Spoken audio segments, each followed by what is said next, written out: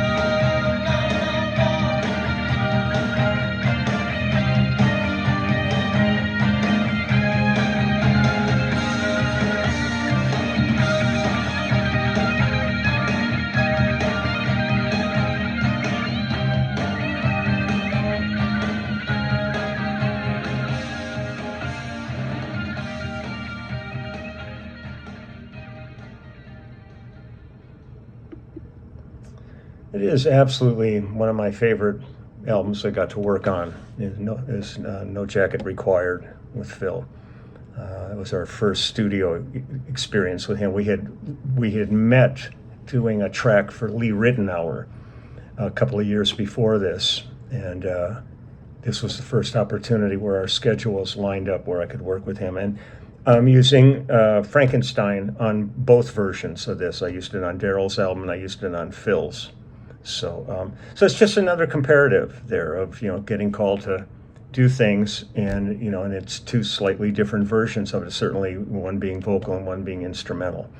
So I'm gonna get ready and hit the road pretty soon. We'll be heading off to the venue tonight, and I look forward to it. There's a couple of friends coming to the show tonight, which I'm really looking forward to seeing, and then I will do another video this afternoon of the venue.